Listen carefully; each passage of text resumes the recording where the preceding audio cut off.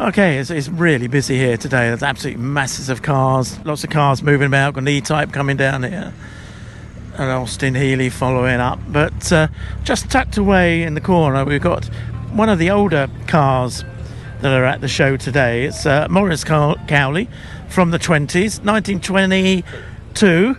So that is a pretty early car to be here. And you're the owner of this lovely thing. Yes, and your name is? Graham. So, 1922 Morris Cowley. Tell us a bit about this car. No, it's a 3-speed crash gearbox, so no front brakes, rear brakes only. Push rod, so it's a bit of a pig to stop, so it's quite hard to slow down. You have to be very careful and have lots of space. No windscreen wipers, obviously no speedo, no oil pressure gauge. Very, very basic car. So we've got no instruments, really at all in here. All we've got is something there. What's that? We've got an ammeter just for the right. so it's got a dyno start, so I can start it with a push start with a battery rather than using the handle on the front. So if you're driving this on the road, it's a bit of guesswork. As to what speed yes, you're doing. Yeah, it's a very big guess. So you just have to sort of try and judge it with the other traffic on the road. So I mean, it's only got a top speed of about 35 miles an hour anyway. Right. So you're never going to. You're not really going to break any limit. So you just have to be careful with the 20 mile an hour limit now. So I mean, it's classed as a 2-seater Cowley. So with a dicky. So you've got obviously the 2 seats under cover, and then the dicky seat in the back for the children who would have got wet. So I can open that and show you that if you want. If you can. So you can get a couple of youngsters in here, can we? You can get, if you're brave. Very brave. My grandchildren won't go in it. Gosh. So there's one seat there really. So I see they sit right on the top. So they sit right on the top. So excuse the mess in the back. So so you'd be a brave person to. I can see why your grandchildren wouldn't want to go in that. Wouldn't sit there, though. So I have had an adult sit in the back there who thought it would be funny to drive around. I think he had white knuckles time he got to the end where we was going.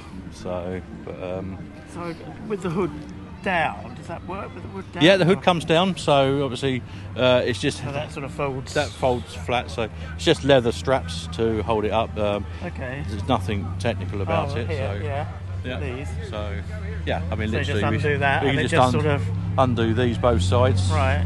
And then it will just literally. Then it just sort of flops back. Literally. Oh, that's 1920s for you. But literally, then it'll just flop back. So.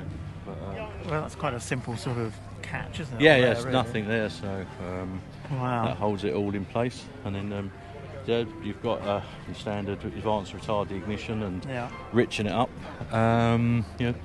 That's about it, really. There's not a huge amount to it. So obviously. So have you got any history on this car, or? No, it didn't come with any history. It was I bought it from a deceased person. It was from an estate sale. Okay. And all the history was lost with the car. The only thing I do know, it was restored in the 80s through the club. They told me when it was restored in the 80s. Right. So they had a record of the car. They've got a record of the car, and it was done in the 80s. But it was garage for a few years, so we had to get it back on the road again. And but no, we drive it quite regularly just to keep it going. It should be driven rather than parked up. Well, this is the thing, isn't it? Particularly with these older cars, you have to keep them moving and keep everything. Yeah, it doesn't do them any good sitting around. So, so you drive this on the road yourself? Yeah, I drive this on the road myself. Yep. Yeah. So I drove it here today. I mean, I only live down the road in Walton on Thames, but drove it here today. I was in the Isle of Wight with it a couple of weekends ago. Had a weekend in the Isle of Wight with it. Yeah. So. Yeah. So you struggle when it rains, though. When it rains, there's no wipers, obviously. No side screens at all. Yeah. So, it's very basic. And obviously on the very skinny, almost bicycle tyres, because obviously Morris started off as a bicycle manufacturer and then went into cars. So, so it's a bit unstable. In the wet, you have to be very, very careful driving in the wet. So, this is, the Morris Empire. This is one of the early. This was the first. This was to. Rival the Model T Ford. So this was the first mass-produced English car for the masses, really. So this was built on a production like the Model Ts was. So they started these in 1915, the Morris Cowley, the Bullnose ones, to 1926, and then in 26 they went to the flat nose. Yeah.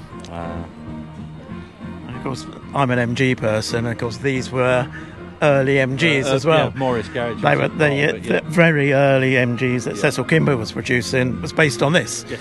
on one of these, the MG Super Sports 1924, thereabouts, based on one of these. Yeah.